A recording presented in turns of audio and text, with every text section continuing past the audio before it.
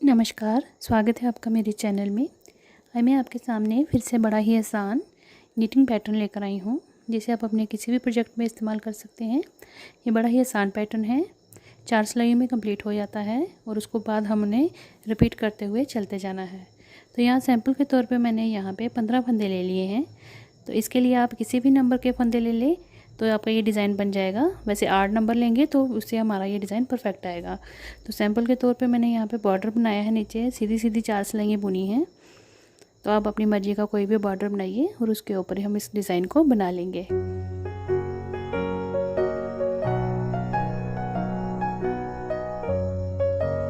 ये बड़ा ही आसान पैटर्न है। इसे हम बेबी फ्रॉक्स के ऊपर बना सकते हैं, कार्डिगन्स बना सकते हैं, इसे जैकेट बना सकते हैं, मफरल भी बन जाते हैं और शाल में भी ये डिज़ाइन बड़ा प्यारा बनकर आता है। तो चलिए इसको बनाना शुरू करते हैं। पैटर्न की फर्स्ट रो आ गई।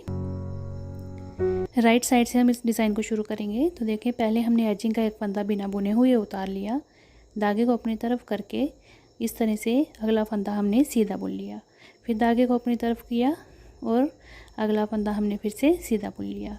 तो इससे हमारा एक एक फंदा जो है वो बढ़ता हुआ जा रहा है।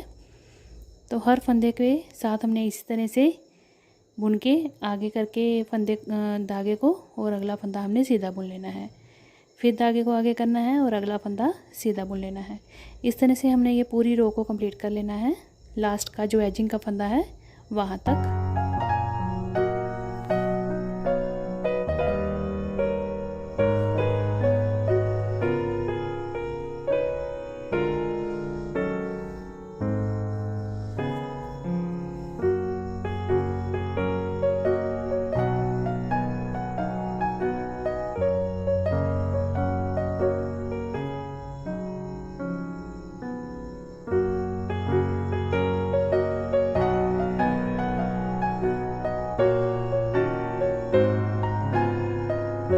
ये देखिए, हमारी फर्स्ट रो जो है पैटर्न की वो कंप्लीट हो गई है।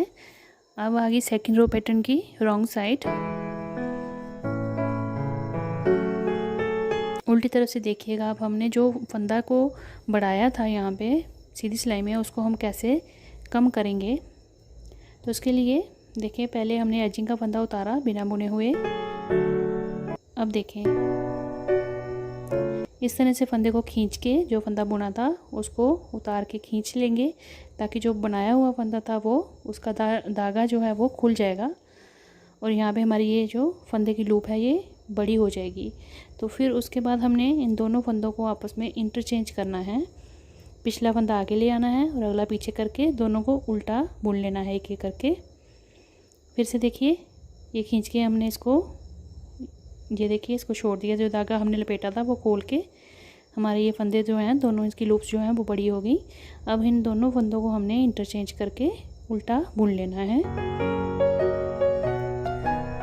फिर से ध्यान दीजिएगा, ये देखें, इससे हमारे फंदे कम भी हो रहे हैं और हमारी जो ये फंदों की लूप्स हैं ये बड़ी भी हो रही हैं। और इंटरचेंज करके हमने बारी बारी इन दोनों फंदों को उल्टा बुन लेना है। इसी तरह से हमने दो फंदों को खोलते जाना है, इंटरचेंज करके उल्टा बुनते जाना है और ये सेकंड रो हमने पैटर्न की कंप्लीट कर लेनी है।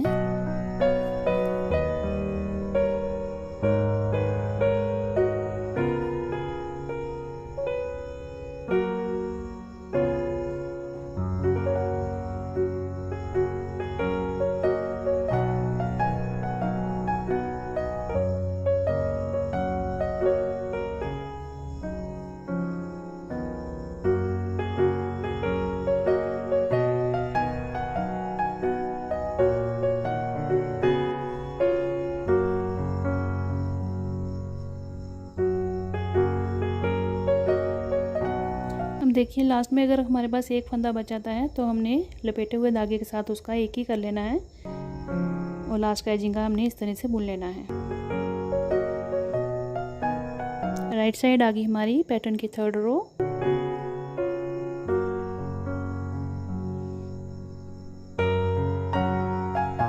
थर्ड रो को फिर से हमने रो 1 की तरह ही बनाना है सेम से, और इसको हमने रिपीट करना है। देखें, इस तरह से हर एक धागे से पहले धागे को लपेट के और अगला धागा हमने सीधा बुन लेना है। तो जैसे हमने फर्स्ट रो बनाई थी वैसे ही थर्ड रो को कंप्लीट करेंगे।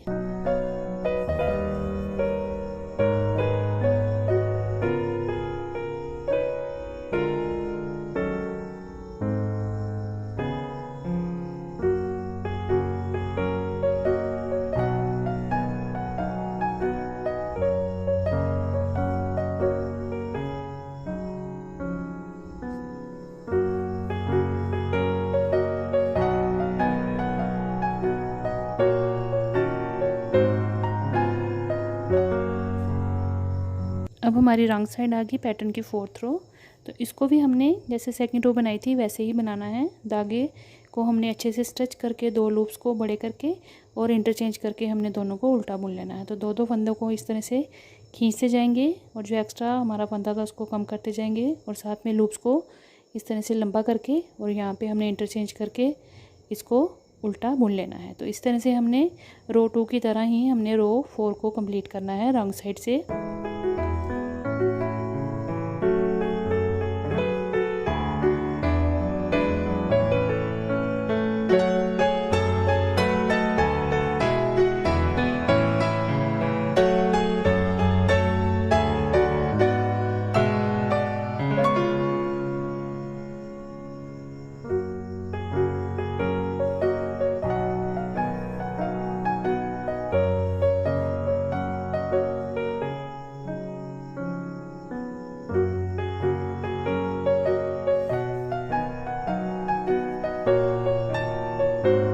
अब हमारी रो 5th आ गई। 4 सिलाइयों में हमने डिज़ाइन बना लिया जो कि 2 का ही है और हमने उसको डबल बार बनाना है। उसके बाद हमारी 5th रो है पैटर्न की। इसको हमने सारे फंदे जितने भी हैं हमारे वो सीधे बुनते हुए बनाने हैं, क्योंकि बीच में हमें एक लाइन डोरी की चाहिए, डोरा जैसे बनाते हैं वैसे एक लाइन चाहिए। तो उसके लिए अगले 4 सिलाइयाँ बनाएंगे हम। उसके लिए हम क्या करेंगे, 3 सिलाइयाँ जो हैं जैसे मैं अभी बना रही हूँ 5th रो, 6th और 7th, ये तीनों हमने सीधे फंदे बनाते हुए बुननी है। और उसके बाद 8th रो जो होगी वो हमने उल्टे फंदों के साथ बनानी है। तो देखें ये 5th रो कंप्लीट हो गई सीधे फंदों से। 7th को भी ऐसे ही बनाएंगे हम, उल्टी तरफ से भी हमने सीधे फंदे ही बुनने हैं।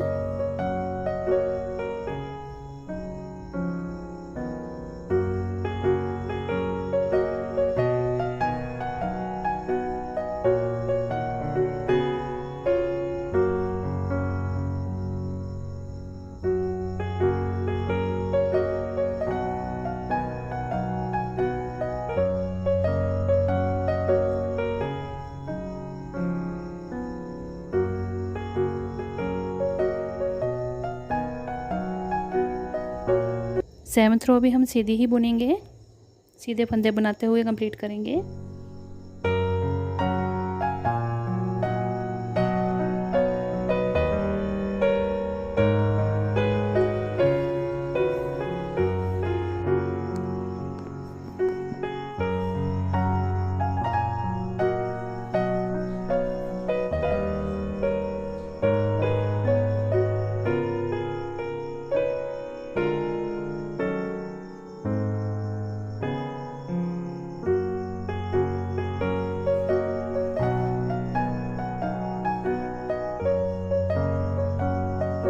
अब हमारी ये 8th रो है और 8th रो में हमने सारे फंदे उल्टे बनाते हुए कंप्लीट कर लेना है।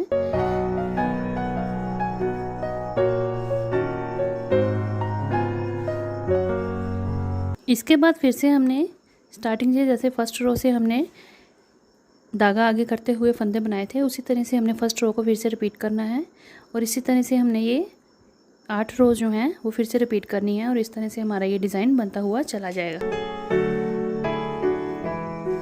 तो ये देखिए लुक वाइज ये बड़ा ही प्यारा बनता है। आप इसे शॉल बनाइए, मफरल बनाइए, बेबी स्वेटर्स बनाइए, बेबी फ्रॉक्स बनाइए, चाहे इसे कार्डिगन बनाइए, जैकेट बनाइए, बड़ा ही प्यारा डिज़ाइन बनकर आता है जाली वाला। और बीच में हमने एक 4 सिलाइयाँ जो हमने सीधी और एक उल्टी बनाई है उससे बीच में डोरा बनता जाता है। तो ये देखें दूसरे रंग में मैंने बनाया है तो ये कुछ इस तरह से इसकी लुक आई है। देखें ये जो हमने सीधी सिलाई बीच में बनाई थी इसे एक बीच में सीधी सिलाई का डोरा बन जाता है और उल्टी तरफ से देखें इस तरह से दिखता है। कार्डिगन बनाएंगे तो बड़ा ही प्यारा बनेगा। इससे जैकेट्स भी बना सकते हैं, हाफ जैकेट भी बनाएंगे तब भी बड़ी प्यारी इसकी लुक आएगी। साथ में जाली बनती जाएगी और बीच में हमने 4 सिलाइयाँ इस तरह से बनानी है और हमारा ये डिज़ाइन रिपीट होता होता बड़ा ही प्यारा बनता जाता है। ये देखें इस तरह से हमारा ये डिज़ाइन बड़ा ही प्यारा बनेगा। तो अगर आपको मेरी वीडियो अच्छी लगे तो मेरी वीडियो को लाइक शेयर ज़रूर करिएगा और मेरे चैनल को सब्सक्राइब भी ज़रूर करिएगा। आप इसको किसी भी रंग में बना सकते हैं। अगर आप 2 रंग में बनाना चाहते हैं तो 4 सिलाइयाँ आप एक रंग से बनाइए और जो बीच की 4 सिलाइयाँ हैं वो अलग रंग से भी बना सकते हैं, उससे भी एक डिफरेंट लुक आ जाती है। बेबी फ्रॉक्स बना रही हैं तो उस पर आप 2 रंग से भी बना सकते हैं, ये तो एक रंग में भी बड़ा प्यारा ये बनकर आता है। बॉर्डर के बिना अगर आप बनाएंगे तो नीचे आप फ्रिल वाला जो क्रोशे से भी बना सकते हैं, फ्रिल वाला डिज़ाइन, तो उससे भी इसकी जो है बॉर्डरिंग कर सकते हैं, नहीं तो आप बॉर्डर बनाने के बाद भी इसको बना सकते हैं। तो फिर ज़रूर इसको ट्राई करिएगा और शेयर करिएगा। मिलते हैं अगली वीडियो में। धन्यवाद।